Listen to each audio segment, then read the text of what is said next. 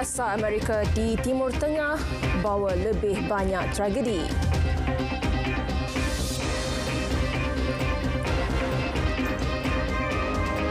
Assalamualaikum, salam Malaysia Madani. Anda bersama saya Budi Ishtawan Wahanafi dalam Dunia 10. Tentera rejim Israel menyerang Hospital Nasir di Khan Yunis yang juga merupakan tempat pelindungan pelarian Palestin. Kementerian Kesihatan Gaza memaklumkan kereta kebal pengganas Zionis itu membedil tingkat atas hospital yang menempatkan bilik pembedahan dan pusat kecemasan.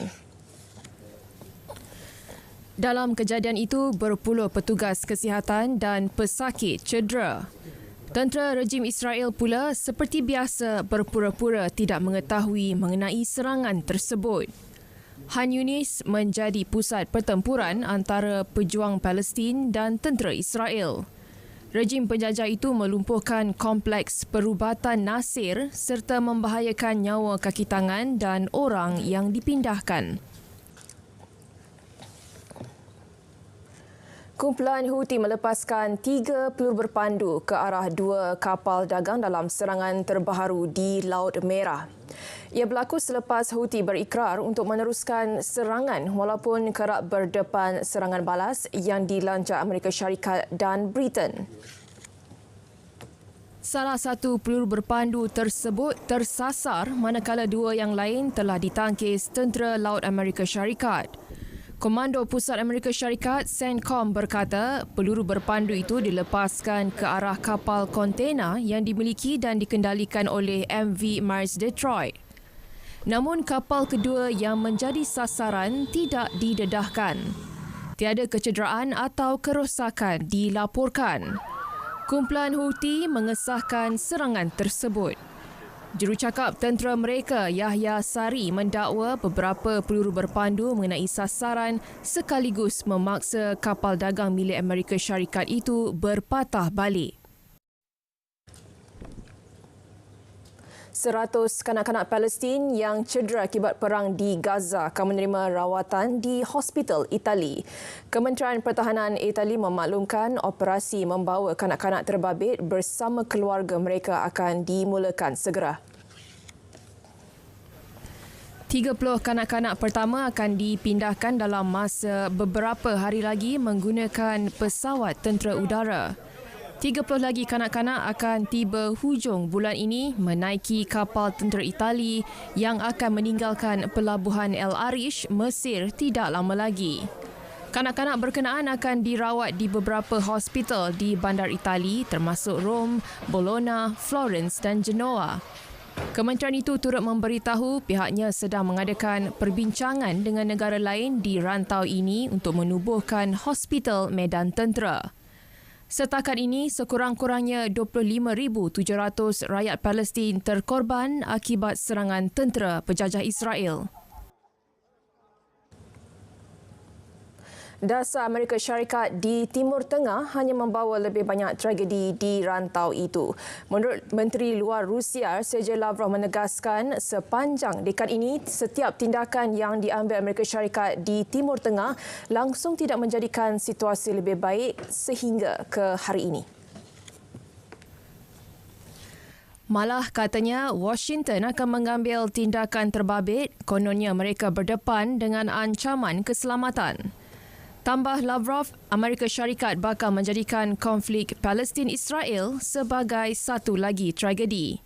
Они же всем говорят, что мы сами будем разбираться. Вот с тем же палестино-израильским конфликтом. Они же прекратили деятельность квартета международных посредников и взяли все на себя. Чем это закончилось, мы видим. Это просто еще один пример ситуации, когда в случае американского лидерства мы получаем трагедию. Beliau berkata demikian semasa melawat ibu pejabat PBB di New York. Presiden Iran Ibrahim Raisi dan Presiden Turkiye Recep Tayyip Erdogan sekali lagi menyatakan sokongan terhadap rakyat Palestin.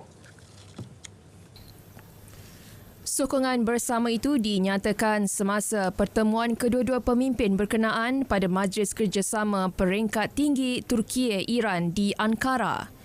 Kedua-dua negara bincang untuk menghentikan serangan tanpa henti oleh Israel selain menjamin keamanan jangka panjang di rantau berkenaan. Ankara dan Tehran bersetuju apa sahaja tindakan yang boleh menjejaskan kestabilan rantau tersebut mesti dielakkan. Turut dibincangkan perkembangan situasi di Syria, Iraq, Afghanistan dan Selatan Caucasus. Selain itu, pertemuan tersebut turut menyaksikan majlis menandatangani 10 kerjasama melibatkan bidang perdagangan, pengangkutan, budaya dan lain-lain. Menolak penyelesaian dua negara antara Palestin dan Israel menafikan hak rakyat Palestin adalah sesuatu yang tidak boleh diterima. Ini kerana tegas Setiausaha Agung PBB Antonio Guterres, ia akan mengakibatkan konflik terus berlanjutan hingga menjadi ancaman besar kepada keamanan dan keselamatan global.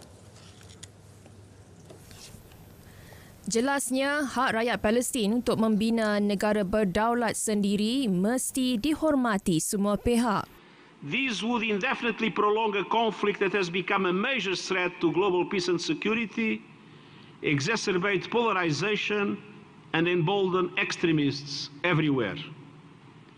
The right of the Palestinian people to build their own state must be recognized by all.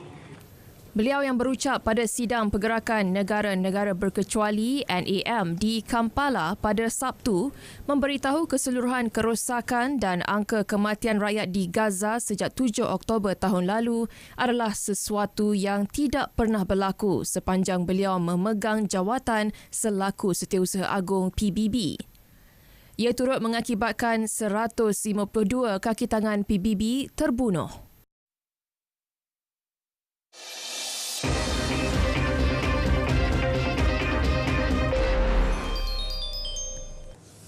Rusia menuduh Ukraine sengaja menembak jatuh sebuah pesawat pengangkut tentera Rusia baru-baru ini sekaligus membunuh 74 orang yang berada dalam pesawat terbabit.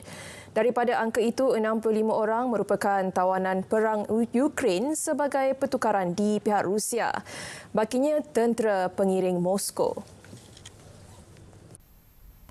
Kapal pengangkut IL-76 telah dibusnahkan Angkatan Tentera Ukraine dari kawasan Lipsy, wilayah Kharkov di timur laut Ukraine menggunakan sistem peluru berpandu anti-pesawat.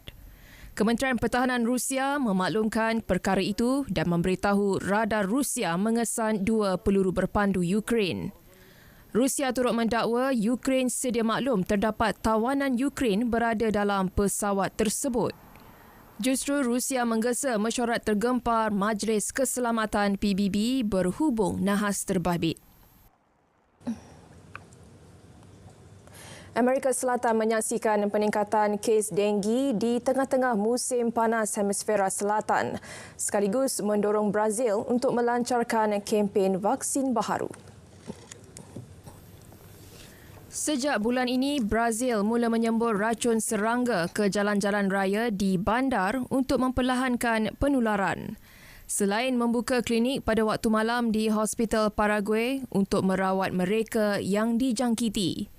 Di Brazil, denggi sering dikaitkan dengan demam tulang patah akibat sakit sendi yang teruk. Minggu pertama Januari menyaksikan peningkatan kes 2 kali ganda pada tempoh sama sebelum itu, iaitu 12,600 kes kepada 38,000 kes. Brazil menjadi negara pertama yang menawarkan vaksin denggi melalui sistem kesihatan awam. Ia akan bermula dalam beberapa hari lagi. Arab Saudi buat kali pertama merancang untuk membenarkan penjualan alkohol kepada diplomat bukan Islam. Ia sekaligus mengubah peraturan ketat yang mengawal minuman keras di negara itu. Sebelum ini, diplomat bukan Islam terpaksa mengimport produk tersebut melalui pakej rasmi yang ditandatangani. Dasar itu memberikan mereka akses kepada produk alkohol dalam kota tertentu. Kenyataan kerajaan Saudi memaklumkan pihak berkuasa sedang memperkenal rangka kerja kawal selia baharu untuk menentang perdagangan haram barangan alkohol dan produk yang diterima oleh misi diplomatik berkenaan. Kabar angin bahawa alkohol akan tersedia di kerajaan Teluk itu merupakan sebahagian daripada agenda pembaharuan wawasan 2030 Putera Mahkota Mohammed bin Salman.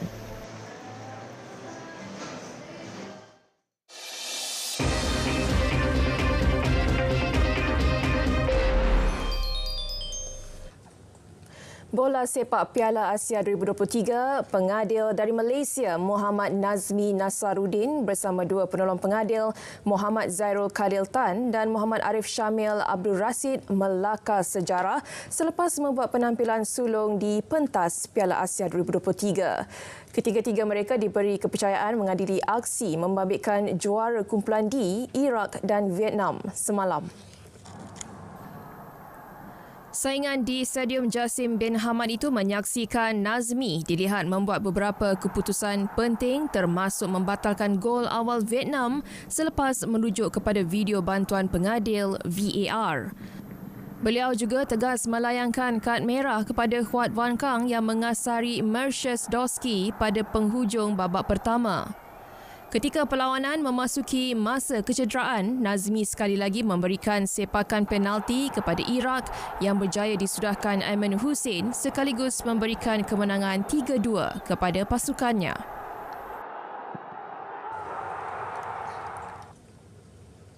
Kejayaan Iraq bergelar juara kumpulan D dibantu aksi cemerlang ditampilkan penyerang Aiman Hussein.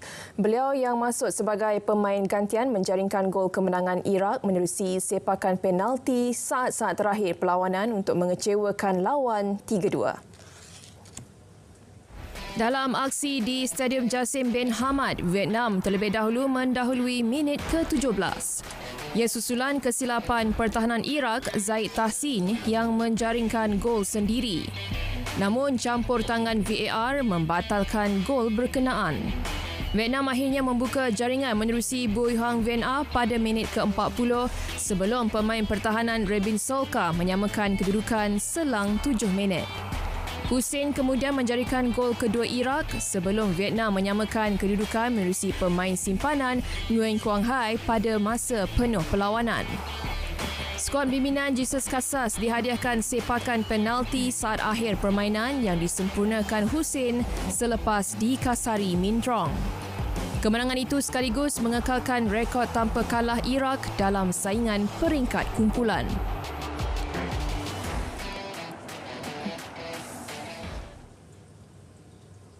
Berita dunia berakhir di sini. Dari sungai ke segara, Palestin pasti merdeka.